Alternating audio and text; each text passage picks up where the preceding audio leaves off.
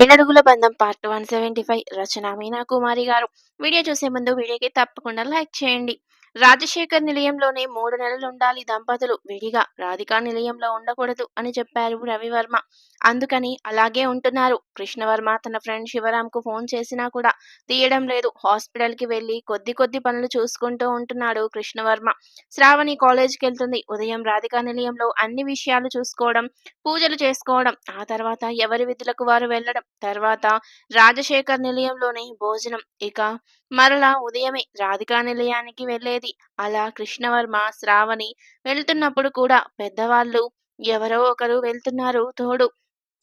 కృష్ణవర్మ గురించి చాలా జాగ్రత్తలు తీసుకుంటున్నాడు రవివర్మ. దామోదర వర్మ గారు మనవడికి ఆరోగ్యం బాగుండే వరకు తను ఎక్కడికి వెళ్ళకూడదు అని నిర్ణయించుకున్నారు. ఆయన కూడా అయితే రాధికా నిలయంలో లేకపోతే రాజశేఖర నిలయంలో ఉంటున్నారు.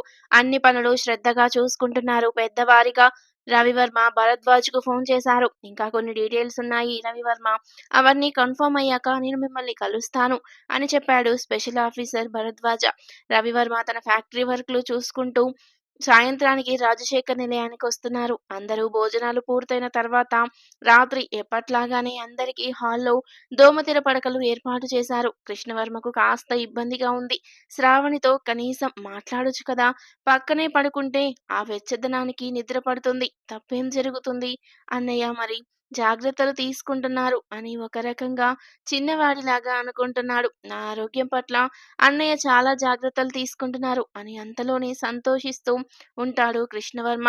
తోడ పుట్టిన వారికే ఉండని శ్రద్ధ రవివర్మకుండడం నిజంగా కృష్ణవర్మకు తన అదృష్టంగా భావిస్తున్నాడు.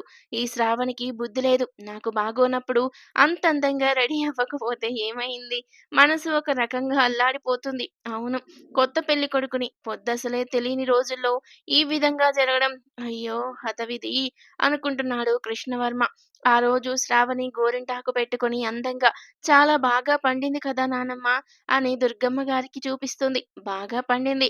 మరి నీకు ఎటువంటి మొగుడు దొరికాడు? అంత అందమైన వాడు, మంచివాడు దొరికాడు. అందుకే మరింత బాగా పండింది అంటూ దుర్గమ్మ గారు నవ్వుతూ ఉన్నారు. కృష్ణవర్మ శ్రావణి చేతుల వైపు, ఆమె ముఖం వైపు చూస్తూ బాగా పండింది. కాస్త దగ్గరకొచ్చి కూర్చుంటే ఏమవుతుంది అనుకుంటున్నాడు మనసులో. కృష్ణవర్మ ఇది భలే ఉంది. కొత్త జంటకు అసలు అడ్డు అదుపు ఉండదు.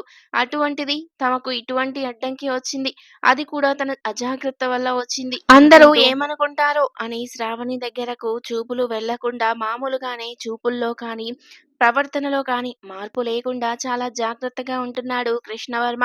రవివర్మ మాట్లాడుతూ కృష్ణవర్మ నిద్ర పట్టకపోతే ఏదో ఒకటి తెలిసినవి టాబ్లెట్ చిన్నది వేసుకో. డాక్టర్వే కదా! అంతేకాని డిస్టర్బ్ అవ్వొద్దు. 3 నెలలు ఎంతలోకి తిరిగొస్తాయి అంటూ ఎప్పటికప్పుడు చెబుతున్నాడు. కొత్త మోజు అలాగే ఉంటుంది. తెలియని వాడివి కాదు అంటూ చెబుతూనే ఉంటున్నారు రవివర్మ. మీరు చెప్పి నన్ను మరీ రెచ్చగొడుతున్నారన్నయ్య అంటూ నవ్వేశాడు కృష్ణవర్మ. మధ్య మధ్యలో దేవ మాట్లాడడం, గీతిక, శ్రీనివాసరావు గారు, దేవిక అందరితో మాట్లాడడం జరుగుతుంది. శ్రీనివాసరావు గారి దంపతులకు ఏమీ తెలియవు. దుర్గమ్మ గారు ధనుంజయ గారితో కూర్చుని కృష్ణవర్మకు, శ్రావణికి పెళ్లికి లగ్నాలు పెట్టుకునేటప్పుడు పంతులు గారు అన్న మాటలు గుర్తుకొస్తున్నాయి. శ్రావణి జాతకంలో ఏదో చిన్న దోషం ఉంది అని. అప్పుడు కూడా గౌతమి తులసి ఆకుపసరుతో ఆమెకు అభ్యంగన స్నానాలు చేయించాం. గుర్తుందా?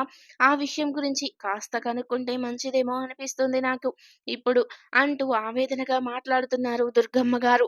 ఆ మాట దామోదర వర్మ గారు విన్నారు. నిజమే, ఆ విషయం శ్రద్ధగా తెలుసుకుంటే పోతుంది అనుకుని పంతులు గారిని పిలిపించారు.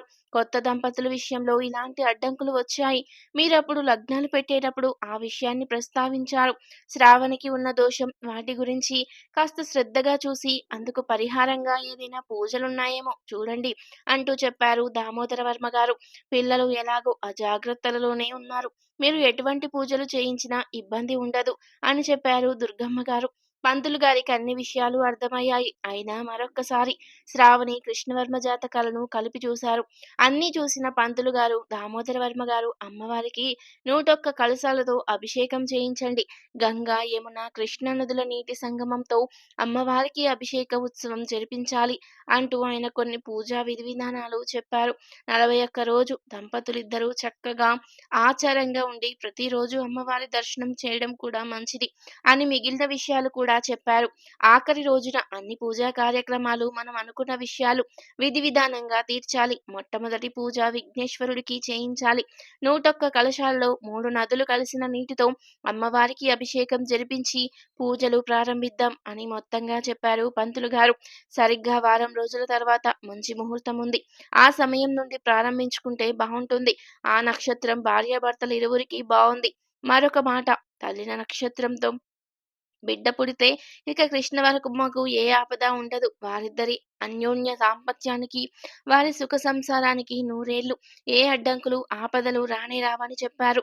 అది ఎలా సాధ్యపడుతుంది అని దుర్గమ్మ గారు అడిగారు. స్త్రీ పురుషుల సంగమం గురించి కొన్ని లగ్నాలు నిర్ణయించారు.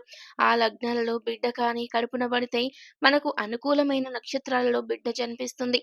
అందువల్ల ఇబ్బంది ఉండదు. మొదటి సంతతి వల్ల శ్రావణి జాతకంలో ఉన్న దోషాలు మటుమాయమవుతాయి. ఎటువంటి చెడు జరగకుండా ఇప్పుడు మనం చేస్తున్న ఈ 41 రోజుల వ్రతం నిర్విఘ్నంగా చేసుకుంటే సరిపోతుంది.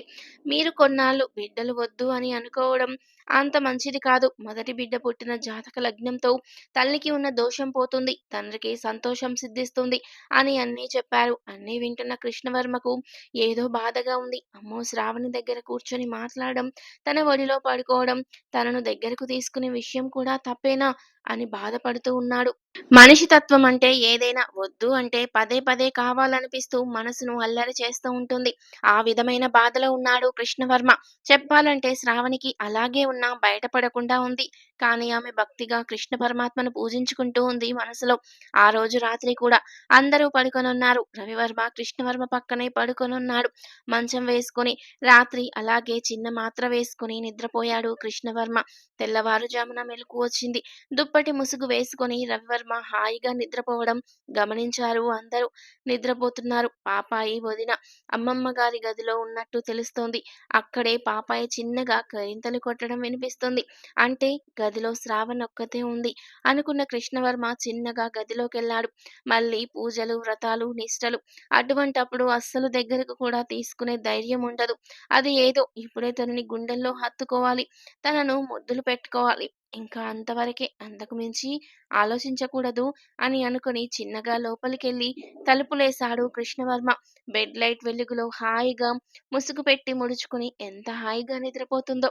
నేను నిద్రపోక అల్లాడిపోతున్నాను. శ్రావణి మామూలు పిల్ల కాదు, నిజంగా అల్లరి పిల్ల అని అనుకుంటూ మెల్లగా పక్కన పడుకున్నాడు కృష్ణవర్మ. శ్రావణి, ఎందుకే అలా నిద్రపోతున్నావు? ఎలా నిద్ర పడుతుంది నీకు? అబ్బా, నాకైతే నిద్ర పట్టక మత్తు మాత్ర వేసుకుంటున్నాను. అయినా తెల్లవారుజాముకి మెలకువ వచ్చేసింది. అందరూ నిద్రపోతున్నారు. వదిన గారు, పాపాయి అమ్మమ్మ గదిలో ఉండడం గమనించాను.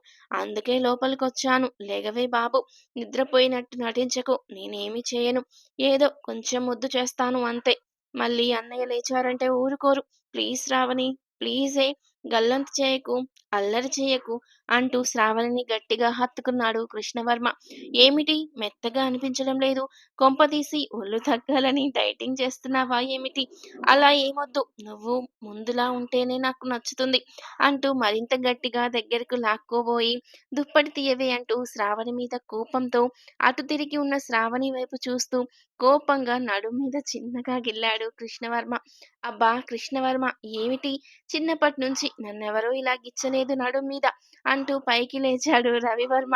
అయ్యో అన్నయ్య, మీరా, క్షమించండి అంటూ పైకి లేచాడు గబుక్కుని కృష్ణవర్మ.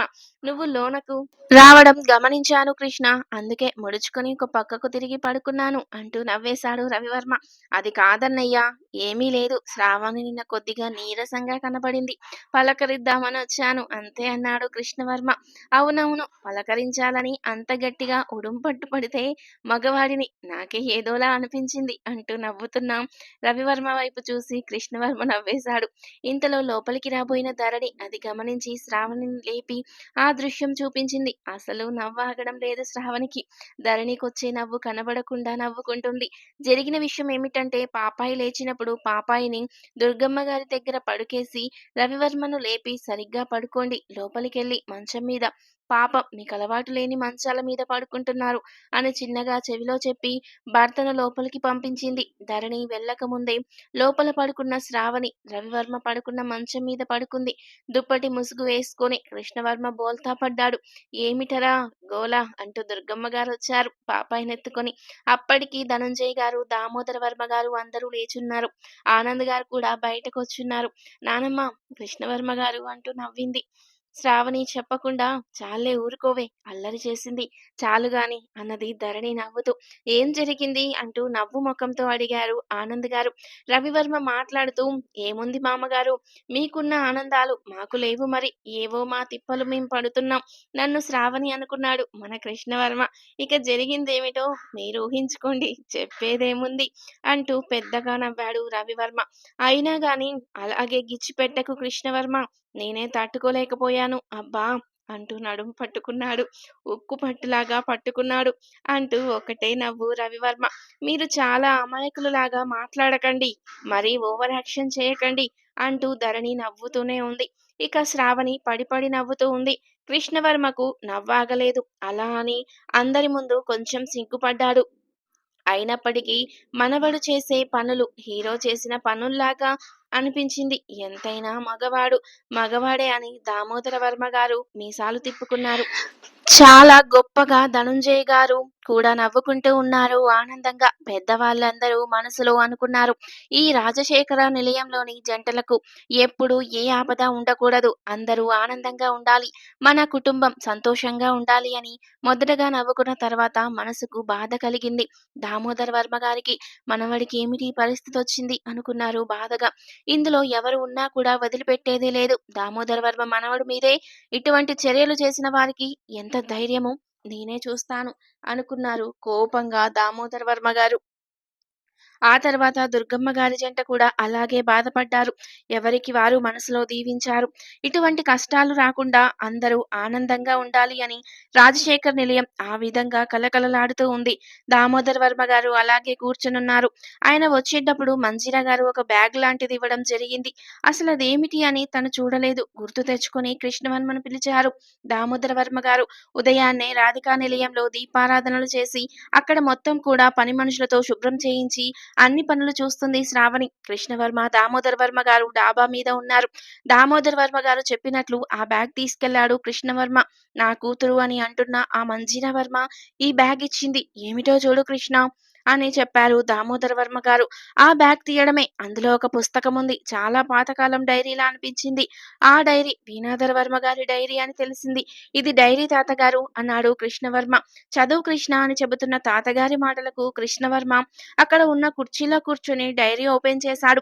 వయసొచ్చిన తర్వాత తండ్రి అన్నల తత్వానికి దామోదర వర్మ గారి తత్వానికి అస్సలు పొత్తు కుదిరేది కాదు. అవన్నీ కూడా తెలిసిన విషయాలే. తరువాత దామోదర్ వర్మ కొన్ని భయంకరమైన విషయాలు చూడలేక ఆ సంస్థానం నుండి బయటకొచ్చాడు. తనకు నచ్చిన కళ్యాణమే చేసుకున్నాడు. వాళ్ళు కూడా చాలా గొప్ప వంశస్థులు కాబట్టి దామోదర్ వర్మ గారికి ఏ ఇబ్బందులు లేకుండా పోయాయి. ఆ విషయాలు దామోదర వర్మ గారు చెప్పారు. ఇంతలో కృష్ణవర్మకు ఫోన్ వచ్చింది హాస్పిటల్ నుండి. ఇప్పుడే వస్తాను తాతగారు, మళ్ళీ చదువుతాను అంటూ అది భద్రంగా పెట్టి వెళ్ళాడు కృష్ణవర్మ. లండన్ లో గీతిక, దేవ అందమైన ఫ్లవర్ గార్డెన్ కి వచ్చారు. ఏమిటో చాలా భారంగా అనిపిస్తుంది దేవా అంటూ ఉంది. గీతిక నెలలు పెరిగే కొలది అలాగే ఉంటుంది.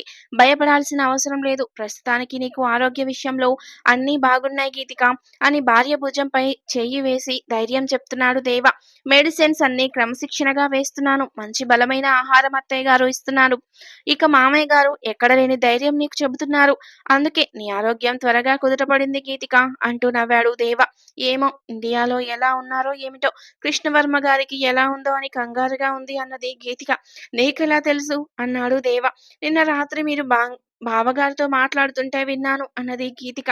పెద్ద ప్రాబ్లం ఏమీ లేదు. కానీ చాలా గండం తప్పించుకున్నారట కృష్ణవర్మ అని వివరంగా చెప్పాడు దేవ. ఈ సమయంలో కొన్ని విషయాలు ఆందోళన కలిగిస్తాయి గీతిక. అందుకే నీకు తెలియజేయడానికి ఇష్టపడలేదు నేను అన్నాడు దేవ. మరి అమ్మా నాన్నకు కూడా తెలియదుగా అన్నది గీతిక. అవును, వాళ్ళు రాగా రాగా ఈ దేశం వచ్చారు. ఎప్పుడు గుమ్మం దాటిన రాని వారు ఆనందంగా కొన్నాళ్ళు ఉండాలి అన్నప్పుడు ఇటువంటి విషయాలు తెలిస్తే ఆందోళనగా ఉంటాయి. ప్రస్తుతానికి ప్రాబ్లం కూడా లేదు. అంతకు ముందు ఉన్న భయం కూడా లేదు. కాబట్టి ఇక చెప్పాల్సిన అవసరం ఏముంది? అన్నాడు దేవ. మరొక విషయం గీతిక అంటూ కృష్ణవర్మకున్న ఫ్యామిలీ రిలేటివ్స్ గురించి చెప్పాడు దేవ. అమ్మో! అలాగా అన్నది గీతిక. అమ్మో అన్నావేంటి? అన్నాడు దేవ నవ్వుతూ. ఇన్ని రోజులు ఎవరూ లేరనుకున్నాం. బంధువులిప్పుడు రావడంతో ఏవైనా కొత్త ప్రాబ్లమ్స్ వస్తాయా? ఈలోపే కృష్ణవర్మకిలా జరగడం, ఆ తర్వాత వాళ్ళున్నారని తెలియడం రెండూ పక్కపక్కన జరిగేసరికి ఏదో ఒకలా అనిపించింది నాకన్నది గీతిక. వాళ్ళ క్యారెక్టర్స్ ఏంటి? మరి విలన్స్ లాగా ఉన్నారు. 'శంకర్‌నాథ్, మౌలినాథ్' అదే మంజీరావర్మ గారి భర్త, కొడుకు అంటున్న గీతిక మాటలకు హీరో మన కృష్ణవర్మ ఉన్నాడుగా అంటూ నవ్వాడు దేవ. మరి మరదలు అంటూ నవ్వింది గీతిక. కృష్ణవర్మకు సైడ్ హీరోయిన్ అనుకో అన్నాడు నవ్వుతూ దేవ. మీరీ మధ్యన సినిమాలు బాగా చూస్తూ బాగా వంట పట్టించుకుంటున్నారు అన్నది కోపంగా గీతిక. మరి మీరేమన్నా తక్కువ వాళ్ళా తల్లీ? మీరేదైనా చేయగలరు. నువ్వు, మీ చెల్లి, ఇక మీ అక్కగారు ఉన్నారు అంటే లాయర్‌గా తన తెలివైన బుర్రతో ఏదైనా వాదించి సాధిస్తుంది. అటువంటి మీ ముగ్గురు అక్కా చెల్లెళ్ళ మధ్యకు ఎవరొస్తారు? అంత ధైర్యం ఎవరికుంటుంది? అంటూ పకపకా నవ్వాడు దేవ. ఏమో నాకన్నీ కొత్త విషయాలు తెలిసినట్లనిపిస్తున్నాయి. చాలా చిత్రంగా ఉంది దేవా కదూ! అనుకోకుండా అంటున్న గీతిక మాటలకు అంతే కదూ! క్షణం ఎలా ఉంటుందో తెలియని ఈ జీవితంలో ఎవరు మాత్రం ఏం ఊహించగలరు జరగబోయే వాటిని? అన్నాడు దేవ. చాల్లేండి. అయితేనేమో సినిమా స్టోరీలు, లేకపోతేనేమో వేదాంతాలు అంటూ పదండి ఇక ఇంటికి వెళ్దాం అన్నది గీతిక నవ్వుతూ. దేవ కూడా నవ్వేశాడు.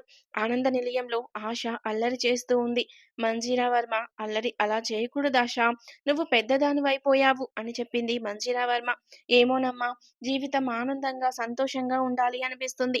నాకు ఇలా కక్షలు, కార్పణ్యాలు, మా డాడీని, బ్రదర్‌ని చూస్తుంటే ఏదో ఫ్యాక్షన్ సినిమా చూసినట్లుంటుంది. ఇక నిన్ను చూస్తుంటే ఏదో మూకీ సినిమా చూసినట్లుంటుంది. నేను హ్యాపీగా ఉండాలి అనుకుంటాను. నాకు సరదాగా ఉండాలి. ప్రతి విషయం అనిపిస్తుంది. కానీ కుదరడం లేదు. మనం వెళ్ళి వద్దామమ్మా కృష్ణవర్మ బావ వాళ్ళ ఇంటికి అన్నది ఆశ. నువ్వు ఎలా అంటే అలా మాట్లాడకూడదు. పెళ్లయిపోయింది కృష్ణవర్మకు. అలా నువ్వు మాట్లాడడం తప్పు కదూ! అక్కడ ఆయన భార్య ఉంటే బాధపడుతుంది. అలాంటి విషయాలన్నీ జరగడం అవసరమా? మనమిప్పుడు వెళ్ళాల్సిన అవసరం లేదు అన్నది మంజీరవర్మ. మరెప్పుడు వెళ్ళాలి మనం? అన్నది ఆశ. నీ పెళ్ళయ్యాక అప్పుడు వెళ్దాం సరదాగా అన్నది మంజీరవర్మ నవ్వుతూ. నేను పెళ్లి చేసుకోనమ్మా. ఒకవేళ బలవంతంగా నువ్వు చేసుకోమంటే కృష్ణవర్మ బావని చేసుకుంటాను అన్నది ఆశ.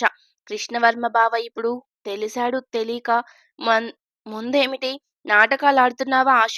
ఇబ్బంది పెట్టకెవర్ని అంటున్న మంజీరావర్మ మాటలకు ఆశ ముఖం ముడుచుకుంది. అయినా మీ నాన్నగారు దామోదర వర్మ గారు అని తెలిసిన తర్వాత వెంటనే తెలుసుకోవచ్చు కదా నువ్వు అన్నది ఆశ. లేదు కృష్ణవర్మ పెళ్లి టైంలోనే తెలిసింది నాకు అన్నది మంజీరావర్మ. అసలు నీకు నాన్నగారు ఎలా పరిచయం అయ్యారమ్మా?